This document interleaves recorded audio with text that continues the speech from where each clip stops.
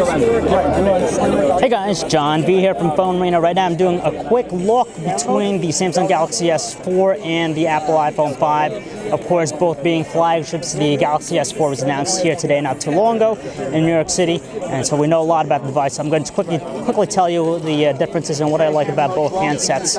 So obviously, when it comes to design, they both pretty much rely on some of the iconic design styles from their predecessors. Nothing really drastic, but the Galaxy S4 looks very much like the Galaxy S3 before, and of course the iPhone 5 looks exactly like the iPhone 4S from before, both a larger screen. Now in terms of construction, you got to still hand it to the iPhone just because its choice of materials are more premium. It's a plastic device versus something that has a brushed metallic body. So when you think about that, you just have a little bit more sturdy feel with the iPhone 5, and it just feels like a more solid device in terms of build quality. The plastic is nice that it contributes to a lightweight form, but the iPhone 5 technically on paper is still lighter.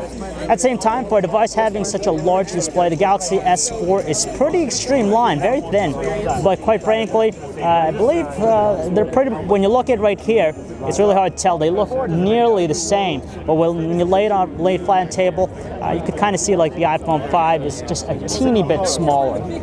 So the design, I'd have to say, would have to go to the iPhone 5 still, just because of that premium element with its choice of materials. It just feels like the more solid device. We still appreciate that Samsung did a great job in maintaining the figure of the Galaxy S4 compared to the Galaxy S3, but not enough to really make it the more prized design between the two.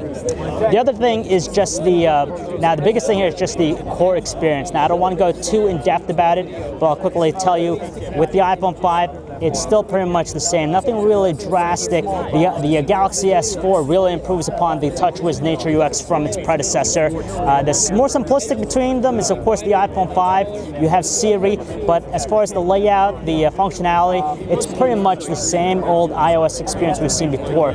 Whereas with the Galaxy S3 and TouchWiz, a lot of cool elements. It uses these new gestures in play where you can actually, use these air gestures to actually navigate with the phone. So, for example, if you're in the gallery and you want to just quickly navigate, you just just wave your hand over, and you can automatically will move for you. So it's pretty nice with that. The other thing is with the display too, you have the hover features, which is pretty useful. So if you just hover your finger over the display, you get preview. So that's very useful in many aspects. On top of that, it's just all the software enhancements. If you go even to the camera, you just have a ton of different shooting modes available to you. Very social too, and it just goes way beyond what the iPhone 5 has to offer in that aspect. And finally, just the display.